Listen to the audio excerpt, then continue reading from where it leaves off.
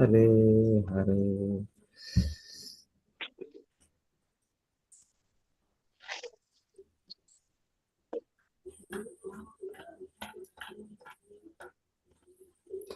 ಏಕದಾ ಅಸ್ಮಿನ್ ಮಹಾಸತ್ರ ದೀಕ್ಷಾ ತತ್ರ ದಿವೋಕಸ ಸಮಾಜೋ ಬ್ರಹ್ಮರ್ಷೀಣಾಂ ಚ ರಾಜರ್ಷೀಣಾಂ ಚ ಸತ್ತಮ. ಒಮ್ಮೆ ಪೃಥು ಮಹಾರಾಜನು ಒಂದು ದೊಡ್ಡ ಯಜ್ಞವನ್ನು ಆಚರಿಸಲು ಸಂಕಲ್ಪಿಸಿದನು. ಅದರಲ್ಲಿ ಮಹಾಮಹಿಮರಾದ ತಪಸ್ವಿಗಳು, ಬ್ರಾಹ್ಮಣರು, ವಿವಿಧ ಲೋಕಗಳಿಂದ ಬಂದ ದೇವತೆಗಳು, ರಾಜರ್ಷಿಗಳು ಎಲ್ಲರೂ ಒಂದುಗೂಡಿದರು.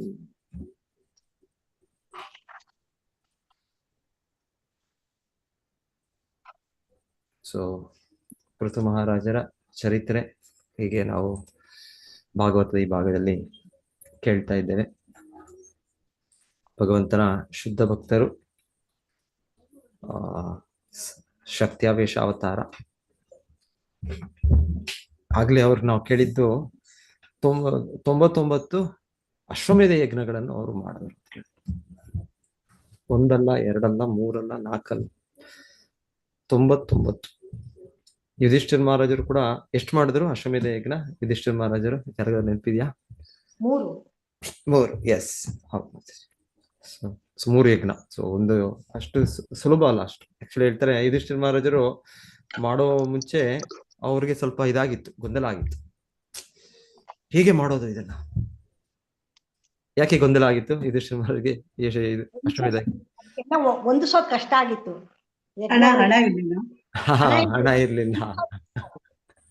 ಹೌದು, ಧನ್ಯವಾದ. ಹಣ ಇರ್ಲಿಲ್ಲ, ಹಣ ಬೇಕು, ತುಂಬಾ ಹಣ ಬೇಕು. ಈಗ ನಮ್ಮೆಲ್ಲ ಯಾವ್ದು ಫಂಕ್ಷನ್ ಮಾಡ್ಬೇಕು ಅಂದ್ರೆ ನೀವು ಫಸ್ಟ್ ಏನು ಯೋಚನೆ ಮಾಡ್ತೀರಾ?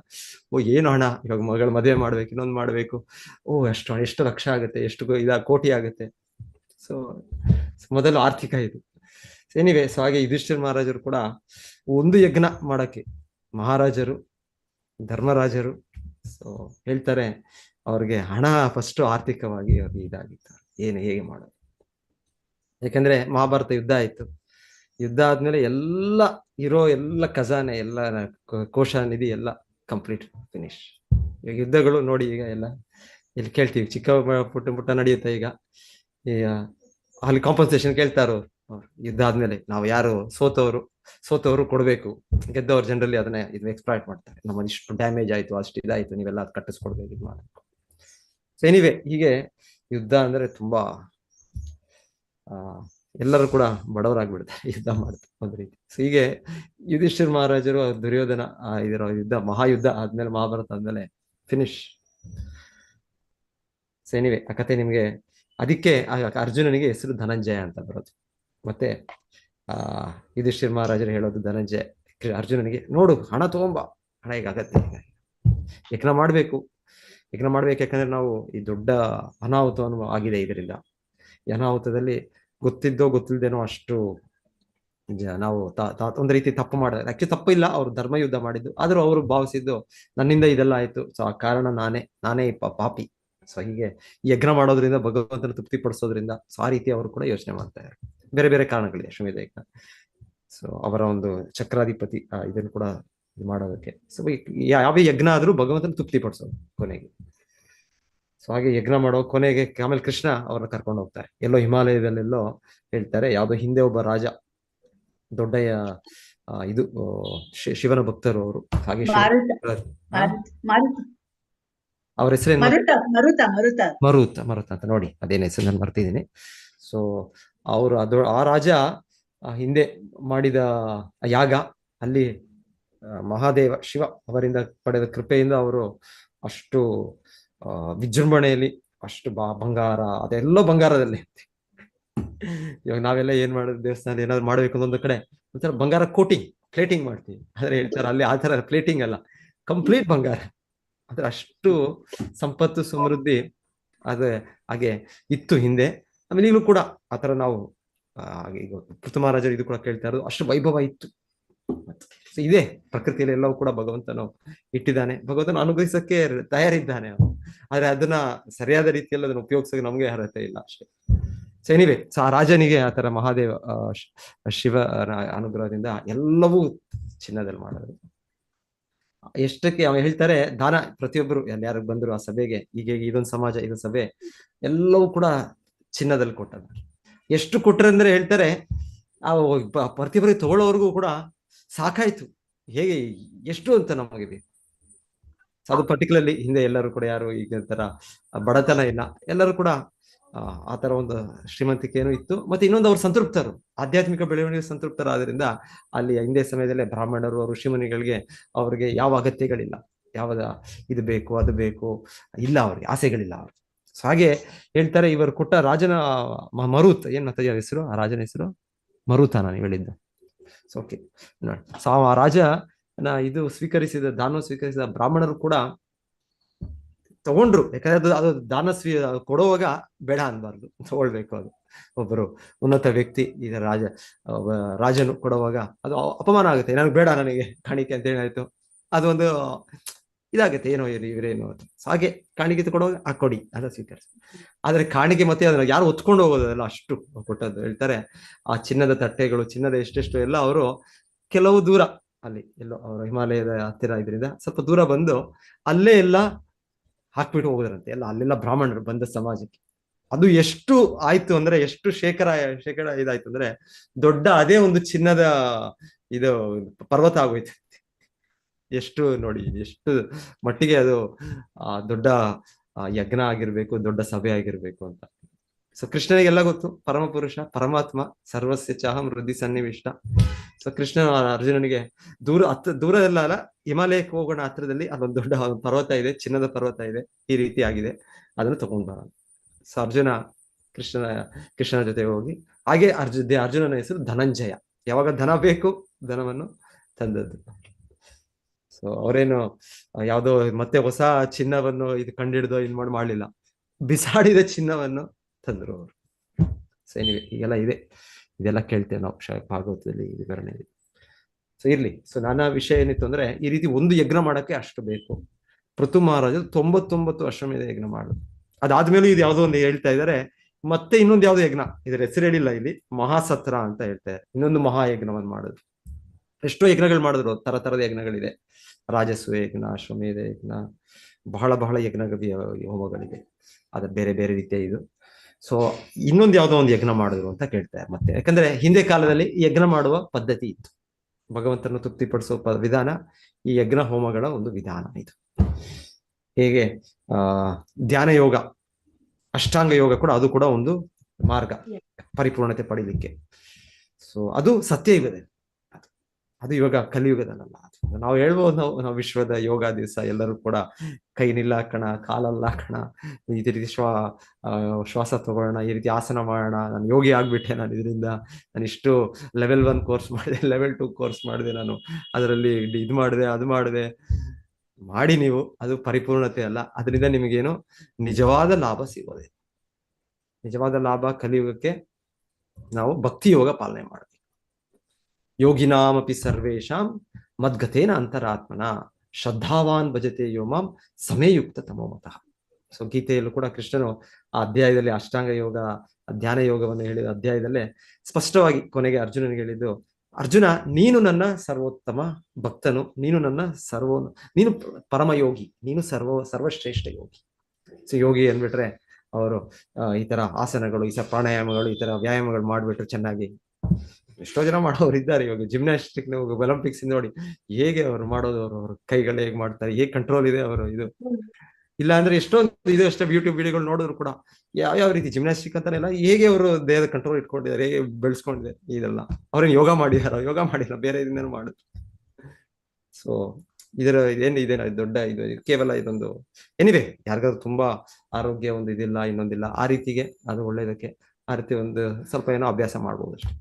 ಅದ್ ಬಿಟ್ರೆ ಇನ್ನ ಆಧ್ಯಾತ್ಮಿಕ ವಿಧಾನವಾಗಿ ನೀವು ಮನಸ್ಸನ್ನು ನಿಂತಿರಿಸೋದು, ಆ ಇಂದ್ರಿಯ ನಿಂತಿರಿಸೋದು. ಯಾಕಂದ್ರೆ ಯೋಗ ಇಂದ್ರಿಯ ಸಂಯಮ.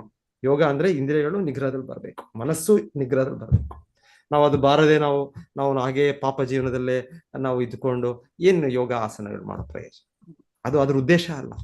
ಯಮ ನಿಯಮ ಆಸನ ಪ್ರಾಣಾಯಾಮ ಧ್ಯಾನ ಧಾರಣ ಪ್ರತ್ಯಾಹಾರ ಸಮಾಧಿ, ಈ ಯೋಗ ವಿಧಾನ ಇದು ಆಸನ ಪ್ರಾಣಾಯಾಮ ಮಾಡೋದ್ರಿಂದ ಕೊನೆಗೆ ಸಮಾಧಿ ಬರ್ಬೇಕು. ಸಮಾಧಿ ಅಂದ್ರೆ ಧ್ಯಾನಾವಸ್ಥಿತ ತದ್ಗತೇನ ಮನಸ ಪಶ್ಯಂತಿಯಂ ಯೋಗಿನಃ. ಆ ಧ್ಯಾನ ಸಮಾಧಿಯಲ್ಲಿ ಪರಮಾತ್ಮ ಹೃದಯದಲ್ಲೂ ಕೃಷ್ಣನ ನೋಡ್ಬೇಕು. ಸೊ ಅದಿಲ್ಲದೆ ಇದು ನಾವೆಷ್ಟು ಈ ರೀತಿ ಮಾಡಿದ್ರು ಈ ರೀತಿ ಇದರ ನಿಜವಾದ ಲಾಭ ಇಲ್ಲ, ಇದು ಯಾರಿಗೂ ಇಲ್ಲ. ಅದು ಪರ್ಟಿಕ್ಯುಲರ್ಲಿ ನಮ್ಮ ಸಲಹೆ, ನನ್ನ ಸಲಹೆ ಯಾಕೆಂದ್ರೆ ಬೆಳಿಗ್ಗೆ ಹೊತ್ತು ಬ್ರಹ್ಮ ಮುಹೂರ್ತ ಮತ್ತೆ ತುಂಬಾ ಈ ಸಮಯದಲ್ಲಿ ನಾವು ಭಗವಂತ ನಾಮ ಜಪ ಮಾಡೋಣ. ಇದು ಹರೇ ಕೃಷ್ಣ ಕೃಷ್ಣ ಕೃಷ್ಣ ಹರೇ ಹರೇ, ಹರೇ ರಾಮ ರಾಮ ರಾಮ ಹರೇ. ಈ ಅಮೂಲ್ಯ ಸಮಯದಲ್ಲಿ ನಾವು ಭಕ್ತಿಯ ಸೇವೆ ಮಾಡಬೇಕು, ಭಗವಂತ ನಾಮವನ್ನು ಹೇಳಬೇಕು, ಭಾಗವತ ಶ್ರವಣ ಮಾಡಬೇಕು. ಸೊ ಈ ರೀತಿ ಭಕ್ತಿಯ ಸೇವೆಯಲ್ಲಿ ನಾವು ಮಾಡೋದು ಬೆಟರ್. ಆ ಸಮಯದಲ್ಲಿ ನಾವು ಆ ಅತ್ಯಮೂಲ್ಯ ಸಮಯದಲ್ಲಿ ನಾವು ಬೇರೆ ಈ ರೀತಿ ಎಕ್ಸರ್ಸೈಸು ಈ ರೀತಿ ಅಭ್ಯಾಸಗಳು ಮಾಡ್ಕೊಂಡು ಸಮಯ ವ್ಯರ್ಥ ಮಾಡೋದು ಅದರಲ್ಲಿ ಅರ್ಥ ಇಲ್ಲ. ಓಕೆ, ಸೊ ಕಲಿಯುಗದಲ್ಲಿ ಭಗವಂತ ನಾಮವನ್ನು ಹೇಳೋದು ಇದು ಮುಖ್ಯ. ಇದು ನಾವು ಅತಿ ಅಮೂಲ್ಯ ಸಮಯದಲ್ಲಿ ಇದನ್ನ ಅಭ್ಯಾಸ ಮಾಡಬೇಕು. ಇರೋ ಚಿಕ್ಕ ಸಮಯ, ನಮಗೆ ಜಾಸ್ತಿ ವರ್ಷಗಳಿಲ್ಲ, ಜಾಸ್ತಿ ದಿನಗಳಿಲ್ಲ ನಮಗೆ ನಮ್ಮ ಜೀವನ. ನಾವು ಇಷ್ಟು ವರ್ಷಗಳೇ ನಾನು ಇರ್ತೇನೆ, ಇನ್ನ ನನ್ನ 50 ವರ್ಷ ಇದೆ, ಇನ್ನ 30 ವರ್ಷ ಇದೆ, ಗೊತ್ತಿಲ್ಲ. ಯಾವ ಕ್ಷಣ ಕೂಡ ನನ್ನ ದೇಹ ಕುಸಿದ್ ಬಿಡ್ಬೋದು ಅದು. ಸೊ ಅದ್ರ ಒಳಗೆ ನಾನು ಭಗವಂತನ ಹೆಚ್ಚಿ ಕೊಟ್ಟಿರೋ ಶಕ್ತಿಯಿಂದ ಅವನ ಸೇವೆ ಮಾಡಬೇಕು. ಸೊ ಅವನ ಸೇವೆ ನಮ್ಮ ನಾಲಿಗೆಯಿಂದ ಪ್ರಾರಂಭ ಆಗುತ್ತೆ. ಸೊ ಹಾಗೆ ಭಗವಂತನ ಶ್ರದ್ಧಾವಾನ್ ಭಜತೆ ಯೋಮಾಂ ಸಮಯಯುಕ್ತ ತಮೋಮತಃ. ಶ್ರದ್ಧಾವಾನ್ ಭಜತೆ. ಸೊ ಭಜತೆ ಶ್ರೀಲ ಪ್ರಭುಪಾದರು ಹೇಳ್ತಾರೆ, ಸೊ ಯಾರು ನನ್ನನ್ನು ಭಜಿಸುತ್ತಾರೆ, ನನ್ನನ್ನು ಸೇವಿಸುತ್ತಾರೆ ಶ್ರದ್ಧೆಯಿಂದ, ನಂಬಿಕೆಯಿಂದ. ಯಾಕಂದ್ರೆ ಕೃಷ್ಣನ ಮೇಲೆ ಶ್ರದ್ಧೆ ಕೂಡ ಅಷ್ಟು ಸುಲಭವಾಗಿ ಬರೋದಿಲ್ಲ. ಎಲ್ಲ ಬರುತ್ತೆ ನಮಗೆ ಶ್ರದ್ಧೆ. ಅವ್ರು ಹೇಳಿದ್ರು, ಅವರು ಅಲ್ಲಿ ಆ ಜ್ಯೋತಿಷ್ಯವ್ರೇನೋ ಹೇಳಿದ್ರು, ಅಲ್ಲಿ ಹೋಗಿ ಅಲ್ಲಿ ಪೂಜೆ ಮಾಡ್ಬಿಟ್ರೆ, ಅಲ್ಲಿ ಒಂದು ದೈವಸ್ಥಾನಕ್ಕೆ ಅಲ್ಲಿ ಇದು ಕೊಟ್ಬಿಟ್ರೆ, ಕಣೆ ಕೊಟ್ಬಿಟ್ರೆ ಎಲ್ಲ ನೀವು ಪರಿಹಾರ ಆಗ್ಬಿಡುತ್ತೆ. ಸೊ ಇದೆಲ್ಲ ಶ್ರದ್ಧೆ ಇದೆ ನಮಗೆ ಕೃಷ್ಣನ ಮೇಲೆ ಶ್ರದ್ಧೆ. ಸೊ ಶ್ರದ್ಧೆ ಬರೋದು ಕೃಷ್ಣನ ಮೇಲೆ. ಇದು ಯಾವ್ದು ಬೇಡ. ಸರ್ವಧರ್ಮ ಪರಿತ್ಯಜ್ಯ ಮಾಂ ಏಕಂ ಶರಣಂ ವ್ರಜ. ಕೃಷ್ಣನ್ ಹೇಳ್ತಾನೆ, ಇದೆಲ್ಲ ಬಿಡಿ, ಇದೆಲ್ಲ ನನ್ನ ಮೇಲೆ ಶ್ರದ್ಧೆಯನ್ನು ಬೆಳೆಸಿ, ನನ್ನನ್ನು ನೀವು ಸ್ವೀಕರಿಸಿ, ನನ್ನ ಭಕ್ತಿಯನ್ನು ಮಾಡಿ ಸಾಕು. ಸೊ ಆ ಶ್ರದ್ಧೆ ಬರಬೇಕು ಅಂದ್ರೆ ಅದು ಶ್ರದ್ಧಾವಾನ್ ಭಜತೆ ಯೋಮ. ಸೊ ಇದು ಈ ರೀತಿ ಶ್ರದ್ಧೆ ಬಂದು ಈ ರೀತಿ ಭಗವಂತನ ಸೇವೆ ಮಾಡೋದು. ಸೊ ಹೇಳ್ತಾರೆ ಅದು ಪರಮಶ್ರೇಷ್ಠ ಯೋಗಿ. ಸೊ ಕೃಷ್ಣ ಗೀತೆಯಲ್ಲಿ ನಮಗೆ ಸ್ಪಷ್ಟವಾಗಿ ಹೇಳಿದ್ದಾನೆ. ಸೊ ಹಾಗಾಗಿ ನಾವು ಈ ವಿಧಾನವನ್ನು, ಈ ಯಜ್ಞ ಮಾರ್ಗ ಇದೆ, ಪೃಥು ಮಹಾರಾಜರು ಹಿಂದೆ ಮಾಡಿದ್ರು, ಅದು ವೈದಿಕ ವಿಧಾನನೇ. ಆದ್ರೆ ಅಷ್ಟು ಮಾಡಕ್ಕೆ ನಮ್ಗೆ ಎಲ್ಲಿದೆ ನಮಗೆ ಆರ್ಥಿಕ ವ್ಯವಸ್ಥೆ ಈಗ. ಸೊ ಈಗ ಹೇಳ್ತಾ ಇದಾರೆ, ಪೃಥು ಮಹಾರಾಜರು ಮಾಡಿದ್ದು ದೊಡ್ಡ ಗಣ್ಯ ವ್ಯಕ್ತಿಗಳು ಬಂದಿದ್ದಾರೆ. ಸಮಾಜ ಏನ್ ಹೇಳ್ತಾ ಇರೋದು, ಸಮಾಜೋ ಬ್ರಹ್ಮರ್ಷೀಣಾಂಚ ದಿವೌಕಸಾಂ ಸಮಾಜೋ ಬ್ರಹ್ಮರ್ಷೀಣಾಂಚ ರಾಜರ್ಷೀಣಾಂಚ ಸತ್ತಮ. ಸೊ ನೀವ್ ಯಾರಾದ್ರೂ ಮುಖ್ಯ ಅತಿಥಿಗಳು ಕರೆದ್ರೆ ಹೇಗೆ ನೀವು ಎಲ್ಲ ವ್ಯವಸ್ಥೆ ಎಲ್ಲ ಫಸ್ಟ್ ಕ್ಲಾಸ್ ಇರಬೇಕು. ಸೊ ಎಲ್ಲ ಮತ್ತೆ ಇದೆಲ್ಲ ನೋಡ್ಬೇಕು. ಇದೆಲ್ಲ ಯಾವ ದೊಡ್ಡ ಫಂಕ್ಷನ್ ಮಾಡಿದ್ರು ಇದೆಲ್ಲ ನೋಡ್ತೀರಾ. ಸೊ ಹಾಗೆ ಈ ಯಜ್ಞಗಳಿಗೆ ಅವರು ದೊಡ್ಡ ಗಣ್ಯರನ್ನು ಕರೆದಿದ್ದಾರೆ. ದೊಡ್ಡ ಎಷ್ಟು ಬೇಕು ಅದಕ್ಕೆ. ಸೊ ಎಲ್ಲಿ ನಮಗೆ ಸಾಧ್ಯ ಆಗುತ್ತೆ? ನಮಗೆ ಸಾಧ್ಯ ಆಗೋದಿಲ್ಲ ಈಗ. ಆಮೇಲೆ ಶ್ರೀಲ ಪ್ರಭುಪಾದರು ಒಳ್ಳೆ ಪಾಯಿಂಟ್ ಹೇಳ್ತಾ ಇದ್ದಾರೆ. ಇಲ್ಲಿ ಹೇಳ್ತಾ ಇರೋದು, ಇದು ಪೃಥು ಮಹಾರಾಜರ ಆಳ್ವಿಕೆ ನಡೆದದ್ದು ಭಾರತ ಭೂಮಿಯಲ್ಲಿ, ಗಂಗಾ ಮತ್ತೆ ಯಮುನೆ ತಡದ ಮಧ್ಯದಲ್ಲಿ. ಗಂಗಾ ನದಿ ಎಲ್ಲಿ ಉತ್ತರ ಪ್ರದೇಶದಲ್ಲಿ ನೋಡ್ತೀರಿ, ಗಂಗಾ ನದಿ ಎಲ್ಲಿ ಬರುತ್ತೆ? ಹಿಮಾಲಯದಿಂದ ಬಂದು ಮತ್ತೆ ಕೆಳಗೆ ಬರ್ತಾ ಅದು ಪ್ರಯಾಗ್ರಾಜ್. ಸೊ ಅಲ್ಲಿ ಮೋಸ್ಟ್ಲಿ ಇವೆರಡು ಜಾಯಿನ್ ಆಗುತ್ತೆ ಅನ್ಸುತ್ತೆ ನನಗೆ. ಪ್ರಯಾಗ್ರಾಜ್ ಅಂದ್ರೆ ನಮ್ಮ ಇದು ಪ್ರಯಾಗ್ ಪ್ರಯಾಗ್. ಸೊ ಪ್ರಯಾಗದಲ್ಲಿ ಇವೆರಡು ಗಂಗಾ ಮತ್ತೆ ಯಮುನೆ ಸೇರ್ತಾ ಇದೆ. ಸೊ ಯಮುನಾ ನದಿ ತಡದಲ್ಲಿ ನಮ್ಗೆ ಗಂಗಾ ಇದು ಬೃಂದಾವನ ಬರುತ್ತೆ. ಬೃಂದಾವನ ಮಥುರಾ ಇದು ಬೃಂದಾವನ. ಮತ್ತೆ ಅಲ್ಲೇ ಉತ್ತರದಲ್ಲಿ ದಿಲ್ಲಿ, ನವದೆಹಲಿ, ಹಸ್ತಿನಾಪುರ ಕೂಡ ಯಮುನಾ ತಟದಲ್ಲಿ ಬರುತ್ತೆ.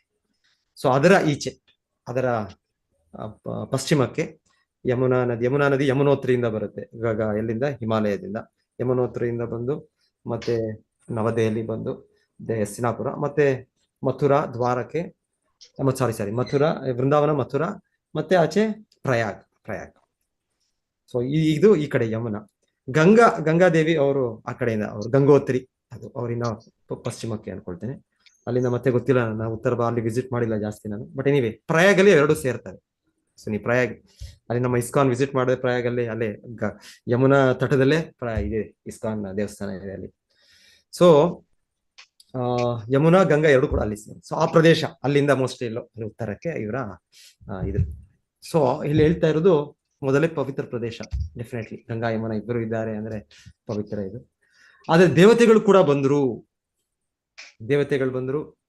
ಆ ಎಲ್ಲ ದೊಡ್ಡ ದೊಡ್ಡ ಋಷಿ ಮುನಿಗಳು ಬಂದ್ರು, ತಪಸ್ವಿಗಳು ಬಂದ್ರು, ದೊಡ್ಡ ದೊಡ್ಡ ಭಕ್ತರು ಬಂದ್ರು. ಅವ್ರು ಯಾಕೆ ಬಂದ್ರು ಅಂದ್ರೆ ಅವರು ಪೃಥು ಮಹಾರಾಜರ ಆ ಪೃಥು ಮಹಾರಾಜರು ಅಂತ ಗಣ್ಯ ವ್ಯಕ್ತಿ, ಅವರು ಮಾಡ್ತಾ ಇದ್ದಾರೆ, ಆಚರಿಸ್ತಾ ಇದ್ದಾರೆ, ಅವರು ಕರೆದಿದ್ದಾರೆ, ಅವರು ಇನ್ವೈಟ್ ಮಾಡಿದ್ರು ಅಂತ ದೊಡ್ಡ ವ್ಯಕ್ತಿ ಇನ್ವೈಟ್ ಮಾಡಿದ್ದಾರೆ, ಇನ್ವಿಟೇಷನ್ ಕೊಟ್ಟಿದ್ದಾರೆ ಅಂದ್ರೆ ನಿರಾಕರಿಸಕ್ ಆಗೋದಿಲ್ಲ. ಇವಾಗಿಲ್ಲ ಅಂದ್ರೆ ನೀವು ಯಾರಾದ್ರೂ ಒಂದು ಚಿಕ್ಕ ಪುಟ್ಟ ಇದ್ದೀರಾ, ಇಲ್ಲಾಂದ್ರೆ ಇನ್ನೇನಾದ್ರೂ ನೀವು ಕಾರಣ ಕೊಟ್ಟು ಆಗೋದಿಲ್ಲ ಅಂತ ಹೇಳ್ಬೋದು. ಆದ್ರೆ ಈ ತರ ಗಣ್ಯ ವ್ಯಕ್ತಿ, ತುಂಬಾ ದೊಡ್ಡ ವ್ಯಕ್ತಿ, ನಿಮ್ಗೆ ಸ್ಪೆಷಲ್ ಯಾರಿಂದನೋ ಪ್ರೈಮ್ ಮಿನಿಸ್ಟರ್ ಇಂದ ಇನ್ನೊಂದೇನೋ ಸಿಗುತ್ತೆ ಇನ್ವಿಟೇಷನ್, ಅವಾಗ ಹೋಗ್ತೀರಾ ನೀವು, ಎಷ್ಟೇ ಇದ್ರು ಬಿಡೋದಿಲ್ಲ. ಸೊ ಹಾಗೆ ಹೀಗೆ ಪೃಥು ಮಹಾರಾಜರು ಕರೆದಿದ್ದರಿಂದ ಅವೆಲ್ಲ ಬರ್ತಾ ಇದ್ದಾರೆ. ಯಾರ್ಯಾರು ಬರ್ತಾ ಇದ್ದಾರೆ? ಶಿವ, ಬ್ರಹ್ಮ, ಗಣೇಶ, ಇಂದ್ರ, ಚಂದ್ರ, ಸೂರ್ಯ, ಅವರೆಲ್ಲ ದೇವತೆಗಳು ಬರ್ತಾ ಇದ್ದಾರೆ. ಸೊ ಈಗ ಯಾಕೆ ಬರೋದಿಲ್ಲ ಅವರು? ಅವಾಗೆಲ್ಲ ಬರ್ತಾ ಇದ್ರು ಅವರು, ಈಗ ಯಾಕೆ ಬರೋದಿಲ್ಲ? ನಾವೆಲ್ಲ ಇದ್ದೀವಿ, 7 ಬಿಲಿಯನ್ ಜನ ಇದ್ದೀವಿ ಭೂಮಿಯಲ್ಲಿ, 7-8 ಬಿಲಿಯನ್. ನಾವು ಕರೆದ್ರೆ ಬರ್ಬೇಕಲ್ಲ. ನಮಗೆ ಅವ್ರನ್ನ ಹೋಗಕ್ಕೂ ಆಗೋದಿಲ್ಲ ಕರೀಲಿಕ್ಕೆ ಒಂದ್ ರೀತಿ. ಇವಾಗ ಹೇಳ್ತಾ ಇರೋದು, ಹಿಂದೆ ಸಮಯದಲ್ಲಿ ಹೋಗ್ತಾ ಇದ್ರು, ಇಲ್ಲಿ ಹೋಗಿ ವಿಜ್ಞಾನಿಗಳು ನಾವು ಹೋಗಿದ್ದೇವೆ, ನಾವು ಅಲ್ಲಿ ಜೀವಿಗಳಿಲ್ಲ, ಅಲ್ಲಿ ಎಲ್ಲ ಕಲ್ಲು ಇದೆ, ಅಲ್ಲಿ ಮಣ್ಣಿದೆ, ಅಲ್ಲಿ ಧೂಳು ಇದೆ. ನಾವು ಈಗ ಸಪೋಸ್ ಇವಾಗ ಮರುಭೂಮಿ ಎಲ್ಲಾದ್ರೂ ಹೋದ್ರೆ ಏನ್ ನೋಡ್ತೇವೆ ನಾವು? ಮರುಭೂಮಿ ಯಾರು ಇಲ್ದೇ ಇರೋ ಪ್ರದೇಶಕ್ಕೆ ಹೋದ್ರೆ ನಾವ್ ಅಲ್ಲಿ ನೋಡೋದು ಅದೇ. ಇಲ್ಲ ಅಂದ್ರೆ ಚಳಿ ಪ್ರದೇಶ ಎಲ್ಲಾದ್ರೂ ನಾವು ಅಂಟಾರ್ಟಿಕಾಗೋ ಎಲ್ಲಾದ್ರೂ ಅಲ್ಲಿ ಕೊನೆಯಲ್ಲಿ ಆರ್ಟಿಕಾ ಎಲ್ಲಾದ್ರೂ ಆರ್ಟಿಕ್ ಝೋನ್ಗೆ ಹೋದ್ರೆ ಅಲ್ಲೂ ಕೂಡ ಜನರ ಯಾರು ಇಲ್ಲ, ಅಷ್ಟು ಚಳಿ ಪ್ರದೇಶ. ಸೊ ಹಾಗೆ ಇವ್ರು ಹೇಳ್ತಾರೆ, ನಾವು ಚಂದ್ರಕ್ಕೆ ಹೋದ್ವಿ, ನಾವು ಚಂದ್ರಯಾನ ಮಾಡಿದ್ವಿ, ಇನ್ನೊಂದು ಲೋಕಕ್ಕೆ ಹೋದ್ವಿ, ಮಾರ್ಸ್ ಕಳಿಸ್ತಾ ಇದ್ದೀವಿ, ಈಗ ಇದನ್ನ ನಾವಿನ್ನ ನಾಯಿನ ಕಳಿಸ್ತಾ ಇದ್ದೇವೆ, ಇನ್ನೊಂದು ಬೆಕ್ಕನ್ನು ಕಳಿಸ್ತಾ ಇದ್ದೇವೆ ನಾವು. ಇದೆಲ್ಲ ನೋಡಿ, ಇದೆಲ್ಲ ವರದಿಗಳು ಬರುತ್ತೆ, ಈ ತರ ಎಲ್ಲ ಕಳ್ಸಿದ್ವಿ, ಅಲ್ಲಿ ಎಲ್ಲ ಫುಲ್ ಅಂಧಕಾರ ಇದೆ, ಅಲ್ಲಿ ಇದಿಲ್ಲ. ಆದ್ರೆ ನಮ್ಮ ಇದ್ರ ಪ್ರಕಾರ ತಿಳಿದು ಬರ್ತಾ ಇದೆ, ಅಲ್ಲಿ ಚಿನ್ನದ ಇದಿರ್ಬೇಕು, ಅಲ್ಲಿ ಚಿನ್ನ ಬಂಗಾರ ಇರ್ಬೇಕು, ನಾವು ಅದೆಲ್ಲ ತರ್ತೇವೆ, ಆ ಲೋಕದಿಂದ ಭೂಮಿಗೆ ತರ್ತೇವೆ ನಾವು. ಎಲ್ಲ ಏನೇನ್ ನಡೀತಾ ಇದೆ, ಇದೆಲ್ಲ ಏನ್ ಡ್ರಾಮಾಗಳು, ಏನ್ ನಾಟಕಗಳು ನಡೀತಾ ಇದೆ ಗೊತ್ತಿಲ್ಲ. ಸೊ ಎನಿವೆ, ಯುಧಿಷ್ಠಿರ ಮಹಾರಾಜರು ಹೋಗಿದ್ರು, ಅರ್ಜುನ ಹೋಗಿದ್ರು. ಇಲ್ಲಿ ಹೇಳ್ತಾ ಇದ್ದಾರೆ, ಅರ್ಜುನ ಆಕ್ಚುಲಿ ಅವ್ರ ವನವಾಸದಲ್ಲಿ ಮೋಸ್ಟ್ಲಿ 5 ವರ್ಷ ಇದ್ರ ಅಂತ. ಅಲ್ಲಿ ನೋಡಿ, ಅದು ಮಹಾಭಾರತ ಯಾರಾದ್ರು ಎಕ್ಸ್ಪರ್ಟ್ ಇರೋರು ನನಗೆ ಹೇಳಿ, ನನಗೆ ಎಷ್ಟು ವರ್ಷ ಇದ್ರು ಅರ್ಜುನ ಅಂತ. ಯಾಕಂದ್ರೆ ವನವಾಸ ಟೈಮಲ್ಲಿ ಆ ಸಮಯದಲ್ಲಿ 4 ಇವರೆಲ್ಲ ಇಲ್ಲೇ ಇರ್ತಾರೆ, ಭೂಲೋಕದಲ್ಲಿ ಇರ್ತಾರೆ. ಇವರು ಈ ಹಿಮಾಲಯದ ಮಾರ್ಗದಿಂದ ಒಂದು ಮಾರ್ಗ ಇದೆ, ಇಂದ್ರಲೋಕಕ್ಕೆ ಹೋಗ್ಬೋದು. ಇವಾಗ ನಮಗೆ ಆಗೋದಿಲ್ಲ, ವಿಜ್ಞಾನಿಗಳು ಅಲ್ಲೋದ್ರೆ ಎಲ್ಲೋ ಅಲ್ಲಿ ಟಿಬೆಟ್ ಅಲ್ಲೋ ಇನ್ನೆಲ್ಲೋ ಏನಾಗುತ್ತೋ. ಆದ್ರೆ ಇದೆ, ಮಾರ್ಗ ಇದೆ, ಇಲ್ಲಿಂದ ಹೋಗ್ಬೋದು, ಅಲ್ಲಿ ಉನ್ನತ ಲೋಕಕ್ಕೆ ಮಾರ್ಗಗಳಿದೆ. ಯಾಕಂದ್ರೆ ಗಂಗಾ ನದಿ ಕೂಡ ಬರ್ತಾ ಇರೋದು ಅದು ಸ್ವರ್ಗಲೋಕದಿಂದ ಕೆಳಗೆ ಬರುತ್ತೆ ಅದು. ಸೊ ಮಾರ್ಗಗಳಿದೆ, ಬಹಳ ಮಾರ್ಗಗಳಿದೆ. ಸೊ ನೀವು ಇನ್ನೊಂದು ಕೇಳಿದ್ ನಾನು, ಈ ರಷ್ಯಾ ಇವರು ಅನ್ಸುತ್ತೆ, ಅವರು ಒಂದು USSR ಟೈಮಲ್ಲಿ ಅಲ್ಲಿ ಭೂಮಿ ಒಳಗೆ ತುಂಬಾ ಇದು ಎಷ್ಟು 10-12 ಕಿಲೋಮೀಟರ್ ಒಳಗೆ ಹೋಗಿದ್ದಾರೆ ಅಂತ ಕೇಳಿದೆ ನಾನು, ಮೊನ್ನೆ ಹೇಳಿದ್ನೋ ಏನೋ ನಿಮ್ಗೆ. ಸೊ ಅಲ್ಲಿ ಅಷ್ಟು ಒಳಗೆ ಹೋದ್ಮೇಲೆ ಆಮೇಲೆ ಅದನ್ನ ಅದರ ಮುಚ್ಚಿಬಿಟ್ರಂತೆ, ಅದು ಹೋಲ್ ಮುಚ್ಚಿಬಿಟ್ರಂತೆ, ಅಲ್ಲಿಂದ ಒಳಗೆ ಹೋಗ್ಲಿಲ್ಲ ಅವ್ರು. ಯಾಕೆ ಅಂದ್ರೆ ನಾವು ಒಂದು ಕೇಳಿದ್ದೇನೋ, ಅವ್ರು ಹೇಳ್ತಾರೆ, ಯಾರೋ ಸ್ವಲ್ಪ ಜನ ಹೇಳ್ತಾ ಇರೋದು, ಅವ್ರಿಗೆ ಬಹಳ ಅಲ್ಲಿ ಭಯಾನಕ ಶಬ್ದಗಳು ಕೇಳ್ತಂತೆ, ಯಾರೋ ಒಂಥರ ವ್ಯಕ್ತಿಗಳು ಅದೆಲ್ಲ ಶಬ್ದಗಳು. ಆಮೇಲೆ ಅವರು ಅದನ್ನ ಡ್ರಿಲ್ಲಿಂಗ್ ನಿಲ್ಸ್ಬಿಟ್ರು ಅಂತ ಏನೋ ಅಂತ ಏನು ಗೊತ್ತಿಲ್ಲ, ಎಷ್ಟು ಮಟ್ಟಿಗೆ ಸತ್ಯ ಅಂತ ಗೊತ್ತಿಲ್ಲ. ಸೊ ಆ ರೀತಿ ಅವರು, ಯಾಕಂದ್ರೆ ನಮ್ಮ ಭೂಲೋಕದ ಇದು ಕೂಡ 12 ಕಿಲೋಮೀಟರ್ ಕೆಳಗೆ ಹೋಗಿಲ್ಲ, ಒಳಗೆ ಹೋಗಕ್ಕಾಗಿಲ್ಲ. ಎಷ್ಟೋ ಕಿಲೋಮೀಟರ್, 12 ಕಿಲೋಮೀಟರ್ ಎಷ್ಟೋ ಇದೆ, ಎಷ್ಟು ಎಕ್ಸಾಕ್ಟ್ ನೋಡಿ, ಅದೇ ರಿಪೋರ್ಟ್ ಇದೆ, 12 ಸಮಥಿಂಗ್. ಸೊ ಎನಿವೆ, ನಾವು ಎಲ್ಲೋ ಭೂಮಿಯ ಮೇಲ್ಮೇಲೆ ನೋಡ್ತಾ ಇದ್ದೇವೆ, ಮೇಲ್ಮೇಲೆ ಇದು ಸ್ಯಾಟಲೈಟ್ಗಳು ಕಳಿಸ್ತಾ ಇದ್ದೇವೆ, ನೋಡ್ತಾ ಇದ್ದೇವೆ ಅಷ್ಟೇ. ನಮಗೆ ಇನ್ನ ದೂರ ಹೋಗಕ್ ಆಗೇ ಇಲ್ಲ, ಬೇರೆ ಲೋಕ, ಬೇರೆ ಅಲ್ಲಿ ಹೋಗಿ ಅಲ್ಲಿ ಜೀವಿಗಳು ಯಾರು, ಅಲ್ಲಿ ಹೇಗಿದ್ದಾರೆ, ಅವ್ರನ್ನ ಇಲ್ಲಿ ಕರೆಯೋದು ಇಲ್ಲ. ಅದಕ್ಕೆ ವಿಧಾನ ಬೇರೆ. ಊರ್ಧ್ವಂ ಗಚ್ಚಂತಿ ಸತ್ವಸ್ಥ, ಮಧ್ಯೆ ತಿಷ್ಟಂತಿ ರಾಜಸ, ಜಗನ್ಯ ಗುಣವೃತ್ತಿಸ್ಥ. ಸೊ ಭಗವದ್ಗೀತಾ ಕೃಷ್ಣ ಹೇಳೋದು, ಉನ್ನತ ಲೋಕಗಳಲ್ಲಿ ಆ ಜೀವಿಗಳು ಸತ್ವಗುಣದಲ್ಲಿದ್ದಾರೆ, ಆ ಸತ್ವಗುಣವನ್ನು ಪಡೆದಿದ್ರೆ ನೀವು ಹೋಗ್ಬೋದು. ಮಧ್ಯೆಯಲ್ಲಿ ನಾವು ರಾಜಸ ಗುಣ, ಇನ್ನ ತಾಮಸ ಗುಣ. ಸೊ ಭೂಮಿಗೆ ನಾವು ರಾಜಸ ಮತ್ತೆ ಹೆಚ್ಚು ತಾಮಸ ಗುಣ. ಸೊ ಈ ತಾಮಸ ಗುಣದ ಇದರಿಂದ ಕಷ್ಟ.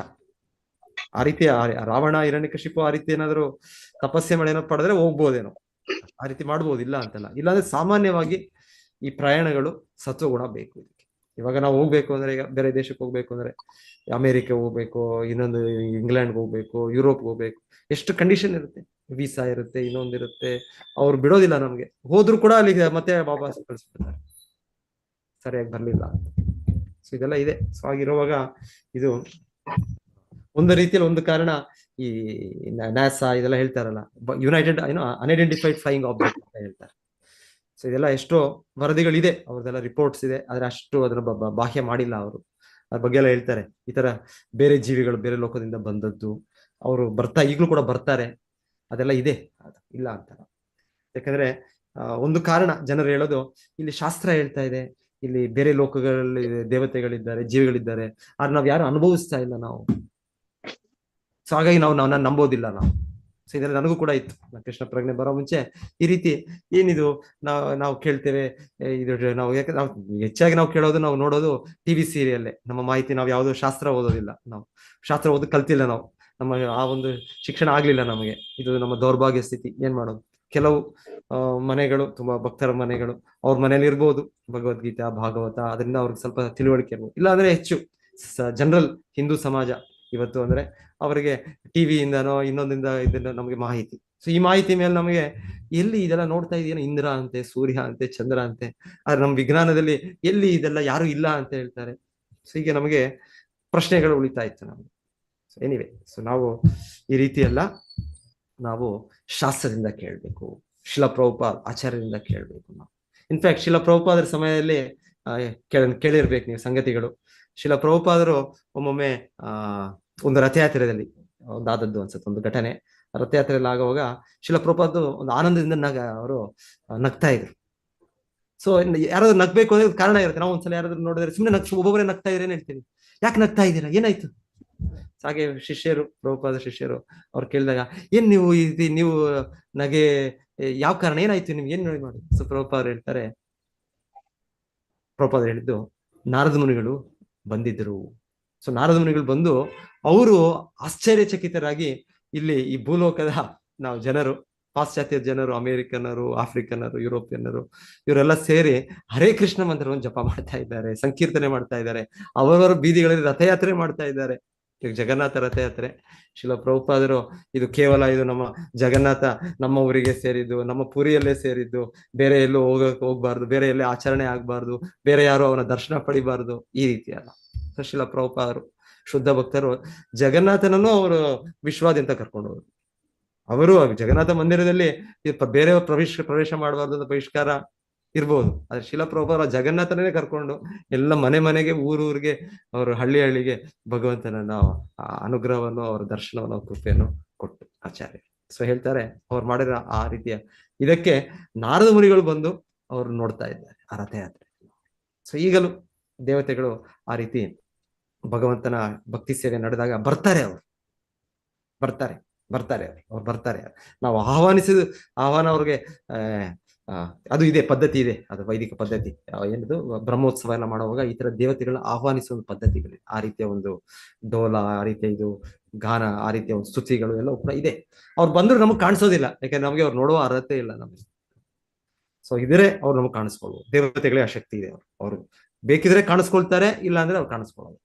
ಆ ರೀತಿಯ ಶಕ್ತಿಗಳಿದೆ ಅವ್ರು. So anyway, ದೇವತೆಗಳಿದ್ದಾರೆ. ಸೊ ದೇವತೆಗಳು ಬರ್ತಾರೆ, ಆದ್ರೆ ನಮಗೆ ಅರ್ಹತೆ ಇದ್ರೆ ಅವ್ರನ್ನ ನೋಡ್ಬೋದು, ಅವರನ್ನ ಆಹ್ವಾನಿಸ್ಬೋದು, ಮತ್ತೆ ಅವರ ಒಂದು ಅನುಗ್ರಹವನ್ನು ನಾವು ಪಡಿಬಹುದು. ಇದು ಒಂದು. ನಂತರ ಇಲ್ಲಿ ಹೇಳ್ತಾ ಇರೋದು, ಇವರೆಲ್ಲ ಬಂದ ಮೇಲೆ ಪೃಥು ಮಹಾರಾಜರು ಅವ್ರಿಗೆ ಅಷ್ಟು ಗೌರವದಿಂದ ಅವ್ರನ್ನ ಸತ್ಕರಿಸಿದ್ರು. ಸೊ ಇಲ್ಲಿ ಹೇಳ್ತಾ ಇರೋದು, ಇದು ಅತಿಥಿ ದೇವೋಭವ, ನಮ್ಮ ವೈದಿಕ ಸಂಸ್ಕಾರ. ಇದು ಅತಿಥಿ ದೇವೋಭವ. ಯಾರು ಬಂದ್ರು ಅತಿಥಿ, ಅವ್ರು ತಿಥಿಯಾಗಿ ಬರ್ಲಿಲ್ಲ ಅಂದ್ರೆ ಅವರು ಏನೋ ಒಂದು ಕೇಳ್ದೆ ಬರ್ದಿದ್ರು ಕೂಡ ಅವರಿಗೆ ಆ ರೀತಿ ನಾವು ಸತ್ಕರಿಸ್ಬೇಕು. ಸೊ ಇದು ಏನಿವೆ, ಇವರು ಸಾಮಾನ್ಯ ಅತಿಥಿಗಳಲ್ಲ, ಸಾಮಾನ್ಯ ಗೆಸ್ಟ್ ಅಲ್ಲ, ಇವರು ಕರೆದಿದ್ದಾರೆ, ಅವ್ರಿಗೆ ಮೊದಲೇ ಕರೆಯೋಲಿ ಕಳಿಸಿದ್ದಾರೆ ಅವ್ರಿಗೆ, ಅವರೆಲ್ಲ ಬಂದಿದ್ದಾರೆ. ಅವ್ರು ಬಂದೋದ್ರಿಂದ ಹೇಳ್ತಾ ಇದ್ದಾರೆ, ಇಲ್ಲಿ ಎಷ್ಟೋರು ವೈಭವದಿಂದ, ಎಷ್ಟೊಂದು ಗೌರವದಿಂದ ಪ್ರತಿಯೊಬ್ಬರನ್ನು ಕೂಡ ಸತ್ಕರಿಸಿದ್ದಾರೆ. ಶಿಲ ಪ್ರಭುಪಾದರ ಭಾವಾರ್ಥದಲ್ಲಿ ಹೇಳ್ತಾ ಇರೋದು, ಸಾಕ್ಷಾತ್ ಭಗವಂತನೇ ಆ ರೀತಿ ಈ ಒಂದು ರಿಸೆಪ್ಷನ್ ಡಿಪಾರ್ಟ್ಮೆಂಟ್. ಸೊ ಪ್ರತಿಯೊಂದು ಇದಕ್ಕೂ ರಿಸೆಪ್ಷನ್ ಡಿಪಾರ್ಟ್ಮೆಂಟ್ ಅಂತ ಇರುತ್ತೆ. ಸೊ ಒಂದು ಕಾರ್ಯಕ್ರಮಕ್ಕೆ ನಾವು ಬರೋ ಜನರನ್ನ, ಇವ್ರನ್ನ ಕರ್ಕೊಳ್ತೀರಾ. ಸೊ ಇದು ಎಷ್ಟು ಮುಖ್ಯ ಡಿಪಾರ್ಟ್ಮೆಂಟ್ ಅಂದ್ರೆ, ಭಗವಂತನೇ ಸ್ವಯಂ, ಶ್ರೀಕೃಷ್ಣನೇ ಸ್ವಯಂ ರಾಜಸೂಯ ಯಜ್ಞ, ಯುಧಿಷ್ಠಿರ ಮಹಾರಾಜ ರಾಜಸೂಯ ಯಜ್ಞದಲ್ಲಿ ಭಗವಂತನೇ ಅದನ್ನ ಇನ್ಚಾರ್ಜ್. ಅದರಲ್ಲೂ ಈ ವಿಶೇಷ ಅಂದ್ರೆ, ಭಗವಂತನೇ ಪ್ರತಿಯೊಬ್ಬರು ಬಂದ ರಾಜಸೂಯ ಯಜ್ಞಕ್ಕೆ ಬಂದ ಬ್ರಾಹ್ಮಣರು, ದೇವತೆಗಳು, ಅತಿಥಿಗಳು, ರಾಜರು, ಯಾರ್ಯಾರು ಬಂದರು ಎಲ್ಲ ಅವರಿಗೆಲ್ಲ ಪಾದಗಳನ್ನು ಭಗವಂತನ ಶ್ರೀಕೃಷ್ಣನೇ ತೊಳೆದದ್ದು ಅಂತ. ಇದು ಪರಮಪುರುಷ, ದೇವೋತ್ತಮ ಪರಮಪುರುಷ. ಯಾಕೆ ಕೃಷ್ಣ ಮಾಡಿದ್ದದೆಲ್ಲ? ಕೃಷ್ಣ ಯಾಕೆ ಮಾಡ್ಬೇಕಿತ್ತು? ಕೃಷ್ಣ ಇದರಲ್ಲಿ ಯಾವ್ದ್ರಲ್ಲಿ ರಾಜಸೂಯ ಯಜ್ಞದಲ್ಲಿ ಇದು ರಿಸೆಪ್ಷನ್ ಡಿಪಾರ್ಟ್ಮೆಂಟ್ ಅವ್ರನ್ನ ತಗೊಂಡು ಕೃಷ್ಣನೇ ಪಾದಗಳನ್ನ ತೊಳಿತಾ ಇದ್ದಾರೆ ಎಲ್ಲರೂ, ಪ್ರತಿಯೊಂದು ಬಂದರು ಅತಿಥಿಗಳು. ಯಾಕೆ ಕೃಷ್ಣ ಮಾಡಿದ್ದು? ಒಂದು ಅವ್ರುಗಳ ಆಶೀರ್ವಾದ ಪಡಿಬಹುದು ಅಂತ ಇರ್ಬೋದು ಪ್ರಭುಜಿ. ಕೃಷ್ಣನಿಗೆ ಆಶೀರ್ವಾದ ಬೇಕಾ? ಕೃಷ್ಣನಿಗೆ ಯಾರ ಆಶೀರ್ವಾದ ಬೇಕು? ನೋಡೋರ್ ಕಣ್ಣಿಗೆ ಅಂದ್ರೆ ತಾನು ಮಾಡಿದ್ರೆ ಎಲ್ಲರೂ ಮಾಡ್ತಾರೆ ಅನ್ನೋ ಒಂದು ಭಾವನೆ. ಓಕೆ, ಎಲ್ಲಾ ಪ್ರಜೆಗಳು ಮಾಡ್ತಾರೆ ಅಂತ. ಎದ್ದೆದ್ದು ಆಚರತಿ ಶ್ರೇಷ್ಠ. ಹಾ, ಓಕೆ, ಕರೆಕ್ಟ್. ಮುರಳೀಧರ್ ಪ್ರಭುಜಿನೂ ಅದೇ ಹೇಳ್ತಾ ಇದ್ದಾರೆ, ಎದ್ದೆದ್ದು ಆಚರತಿ. ಥ್ಯಾಂಕ್ ಯು, ಧನ್ಯವಾದ. ಎಸ್, ಅದೊಂದು ಕಾರಣ. ಓಕೆ, ಇನ್ನೊಂದು ಅದಕ್ಕಿಂತ ಇನ್ನೂ ದೊಡ್ಡ ಕಾರಣ ಇದೆ ನನಗೆ ಅನ್ಸೋಗ, ನನ್ನ ಅಭಿಪ್ರಾಯ ತಪ್ಪಿರ್ಬೋದು, ನಾನು ನಾನು ನನ್ನ ಕಾರಣ ಹಾಕೊಂಡಿದ್ದೀನಿ. ಯಾವ ಕಾರ್ಯವೂ ಸಣ್ಣದಲ್ಲ ಅನ್ನೋ ತೋರ್ಸೋದು ಇರುವುದಾ ಅಂತ ಅನ್ಸುತ್ತೆ ಅಲ್ವಾ? ಓಕೆ, ಅದೇ ನೀವು ಹೇಳೋದರ ಇದು ಸೇಮ್ ಆಚರಣೆ ಪ್ರತಿಯೊಂದು ಇದು ಒಂದು ನೋಡಿದ್ರೆ ನಾವು ಒಂದೊಂದು ಸರ್ವಿಸ್ ನಮ್ಗೆ ನನಗೆ ಇದು ಕೊಟ್ಬಿಟ್ರಪ್ಪ ಸರ್ವಿಸ್, ಅವ್ರು ನೋಡಿ ಅವ್ರು ಭಗವಂತನ ಪೂಜೆ ಮಾಡ್ತಾ ಇದ್ದಾರೆ, ಆರತಿ ತೆಗಿತಾ ಇದ್ದಾರೆ ಅವರು, ನನಗೆ ಅಲ್ಲಿಂದ ಕಳಿಸ್ಬಿಟ್ರು, ನನಗೆ ಅಲ್ಲಿ ಕಿಚನ್ ಅಲ್ಲಿ ಹಾಕ್ಬಿಟ್ರು, ಅಲ್ಲಿ ವಾಷಿಂಗ್ ಹಾಕ್ಬಿಟ್ರು. ಇದೆಲ್ಲ ಆಗುತ್ತೆ ನಮ್ಮ ದೇವಸ್ಥಾನಗಳಲ್ಲಿ. ಸೊ ನನಗೆ ನೋಡಿ ನನಗೆ ಬಿಡೋದಿಲ್ಲ, ನನಗೆ ಎಲ್ಲ ನೋಡಿ ನನಗೆ ನನಗೆ ನೋಡಿದ್ರೆ ಯಾವಾಗ್ಲೂ ಇದೆ, ನನಗೆ ಅದು ಅಭಿಷೇಕ ಮಾಡಕ್ ನಂಗೆ ಚಾನ್ಸ್ ಕೊಡೋದಿಲ್ಲ ನನಗೆ. ನಾವೀಗ ಎಸ್, ಕರೆಕ್ಟ್ ಮಾತಾಡಿ ನೀವು ಹೇಳೋದು, ಇದು ಕೂಡ ಒಳ್ಳೆ ಪಾಠನೇ ನಮಗೆ. ಯಾಕಂದ್ರೆ ಎಲ್ಲವೂ ಕೂಡ ಕೃಷ್ಣನಿಗೆ ಸಂಬಂಧಪಟ್ಟದ್ದು. ಸೊ ಎಲ್ಲವೂ ಕೂಡ ಯಾವ್ದು ಕೂಡ ನಾವು ಹ್ಯಾಪಿಯಿಂದ, ಕೃಷ್ಣ ನನಗೆ ಅರ್ಹತೆ ಇಲ್ಲ, ನಾನು ಅರ್ಹತೆ ಇಲ್ಲ ಇದ್ರೂ ನೀನು ಕೊಟ್ಬಿಟ್ಟಿದ್ಯಾ ನೀನು ನನಗೆ ಅಂತ ನಾವು ಯಾವಾಗ ಬರುತ್ತೆ ನಮ್ಗೆ ಅನುಭವ ಗೊತ್ತಿಲ್ಲ ಅದು. ಎಸ್, ಧನ್ಯವಾದಗಳು. ಮತ್ತೆ ಇನ್ನೊಂದು ಕಾರಣ ಏನಿರ್ಬೋದು, ಇನ್ಯಾರಿಗಾದ್ರು ಇನ್ನೊಂದಿರ್ಬೋದು.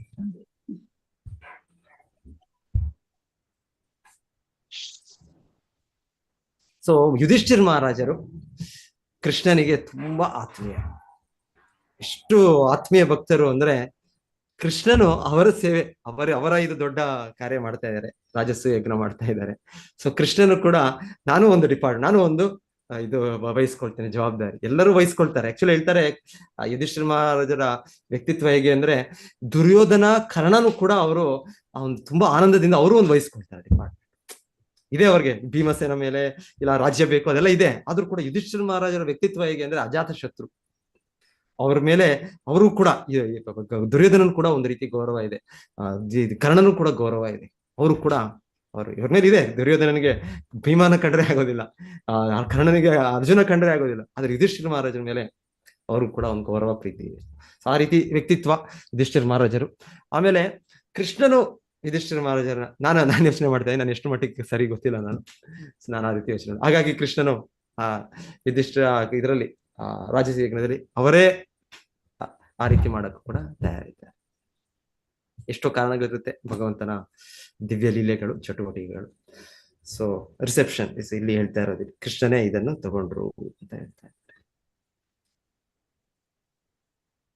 ಸೊ ಇದು ಮೊದಲ ಪ್ರೊಸೀಜರ್, ಪ್ರಭುಪಾದರು ಹೇಳ್ತಾರೆ, ಇದು ಮೊದಲ ಕಾರ್ಯ. ಈ ತರ ಯಾವ್ದಾದ್ರು ಮಾಡಿದ್ರೆ ಈ ತರ ಬಂದ ವ್ಯಕ್ತಿಗಳು, ಯಾವ್ದೋ ನಾನು ವಿಡಿಯೋ ನೋಡ್ತಾ ಇದ್ದೆ, ಆ ವಿಡಿಯೋ ಅಲ್ಲಿ ಏನಿವೆ ಒಬ್ಬ ದೊಡ್ಡ ಸ್ಪೋರ್ಟ್ಸ್ ಸ್ಟಾರು, ಇವರು ಯಾರೋ, ನಾನು ಯಾರ ಹೆಸರು ತೆಗೆಯೋದಿಲ್ಲ.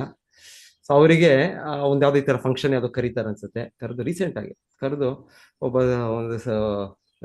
ಒಂದು ರಾಜ್ಯದ ಮುಖ್ಯಮಂತ್ರಿ ಅವರೇನೋ ಒಂದು ಗಿಫ್ಟ್ ಕಾಣಿಕೆ ಕೊಡ್ತಾ ಇದ್ದಾರೆ ಅಲ್ಲಿ ಅದೇ ನೋಡಿ ನಾನು ವಿಡಿಯೋ ಅಲ್ಲಿ ಕಾಣಿಕೆ ಕೊಡುವಾಗ ಭಗವಂತ ಯಾರು ತಿರುಪತಿ ಬಾಲಾಜಿ ಗೋವಿಂದ, ಸೊ ಅವರ ಮೂರ್ತಿಯನ್ನು ಕೊಡ್ತಾ ಇದ್ದಾರೆ. ಸೊ ಅವಾಗ ಕೊಟ್ಟಾಗ ಇವರು ಏನ್ ಮಾಡ್ತಾ ಇದ್ದಾರೆ, ಈ ಫೇಮಸ್ ಕ್ರೀಡಾಪಟು ಇವರು ಡೆಫಿನೆಟ್ಲಿ ಅವರು ದೇವ್ರದ್ದು ತಗೊಳ್ತಾ ಇದ್ದಾರೆ, ಆದ್ರೆ ಅವರು ಅವ್ರ ಚಪ್ಪಲಿನ ಶೂಸ್ ತೆಗಿತಾ ಇದ್ದಾರೆ. ಯಾಕಂದ್ರೆ ಶೂಸ್ ಇವಾಗ ನಮ್ದು. ಸೊ ಅದು ಹಾಗೆ ತೆಗಿಬೋದಾಗಿತ್ತೇನೋ, ಆದ್ರೆ ಅವ್ರದ್ದು ಯಾವ ತರ ಅದು ಫಿಟ್ಟಿಂಗೋ ಗೊತ್ತಿಲ್ಲ, ಅವ್ರ ಕೈ ಹಾಕಿ ಶೂಸ್ ತೆಗಿತಾ ಇದ್ದಾರೆ. ಸೊ ಕೈ ಹಾಕಿ ಶೂಸ್ ತೆಗೆದ್ಮೇಲೆ ಅದು ಸಾಮಾನ್ಯ ಕೊಳಕು, ಮತ್ತೆ ಕೈಯಾದ ತೊಳ್ಕೊಳ್ಬೇಕು ನಾವು. ಕೈ ತೊಳ್ಕೊಳ್ದೆ ಅವರು ಹಾಗೆ ಹೋಗಿ ಅಲ್ಲಿ ಗಿಫ್ಟ್ ಅಲ್ಲಿ ಕಾಣಿಕೆ, ಒಂದು ರೀತಿ ಅವ್ರಿಗೆ ಗೊತ್ತಿಲ್ಲ ಪಾಪ, ಒಂದು ಹೇಳ್ಬೇಕಂದ್ರೆ ಗೊತ್ತಿಲ್ಲ ಅಂತ ಹೇಳ್ಬೋದು ಅವ್ರಿಗೆ. ಯಾವ ರೀತಿಯ ನಮಗೆ ಟ್ರೈನಿಂಗ್ ಇಲ್ಲ, ನಮಗೆ ತರಬೇತಿ ಇಲ್ಲ ಅಂತ ನಮಗೆ ಒಂದು ರೀತಿ. ಮತ್ತೆ ಅದು ಆ ಗಿಫ್ಟ್ ಅದೇನು ಕಾಣಿಕೆ, ಅದು ದೇವ್ರದ್ದು ಮೂರ್ತಿ ಕೊಡ್ತಾ ಇದ್ದಾರೆ. ಇದು ಏನಾದ್ರು ಹೇಳ್ತಾರೆ ಅದನ್ನು, ಇದು ಆ ಮೂರ್ತಿ ಸಪೋಸಿಗೆ ಏನಾದ್ರು ಫೋಟೋನೋ ಇಲ್ಲ ಇದು ಅದನ್ನ ಅವರು ಅದೇ ಇದರಲ್ಲಿ ಚಪ್ಪಲ್ ಇದು ಶೂಸ್ ತೆಗೆದ್ರು, ಮತ್ತೆ ಅದೇ ಕೈ ಇದು ವಾಶ್ ಮಾಡಿ ತಗೊಳ್ತಾ ಇದ್ದಾರೆ. ಎಲ್ಲ ವಿಡಿಯೋಗಳು ಎಲ್ಲ ಪತ್ರಿಕೆಗಳು ಎಲ್ಲ ನಮಗೆ ಹೇಳ್ಬೇಕು ಅಂದ್ರೆ, ನನಗೂ ಹೇಳ್ಬೇಕು ಅಂದ್ರೆ ವೈಯಕ್ತಿಕವಾಗಿ ಏನು ಟ್ರೈನಿಂಗ್ ಆಗಿ ಇರ್ಲಿಲ್ಲ ನನಗೆ. ಹಿರಿಯರನ್ನ ಹೇಗ್ ಗೌರವಿಸ್ಬೇಕು, ಹೇಗ್ ಇದ್ ಮಾಡ್ಬೇಕು, ಈ ರೀತಿಯ ಒಂದು ಇದನ್ನು ಹೇಗ್ ಮಾಡೋದು, ಈ ರೀತಿ. ಎನಿವೆ, ಸೊ ಈ ರೀತಿ ಸಮಾಜ ಬಹಳ ಬದಲಾಗ್ಬಿಟ್ಟಿದೆ ಈಗ. ಹರೇ ಕೃಷ್ಣ. ನಾನು ಇಲ್ಲಿ ನಿಲ್ಲಿಸ್ತೇನೆ. ಸೊ ಯಾರಾದ್ರೂ ಏನಾದ್ರು ಹೇಳ್ತೀರಾ ಈ ಪಾಯಿಂಟ್ಸ್, ಯಾರಾದ್ರೂ ನಿಮ್ಗೆ ನೆನಪು ಬಂದ್ರೆ ಹೇಳ್ಬೋದು, ಯಾರಾದ್ರೂ.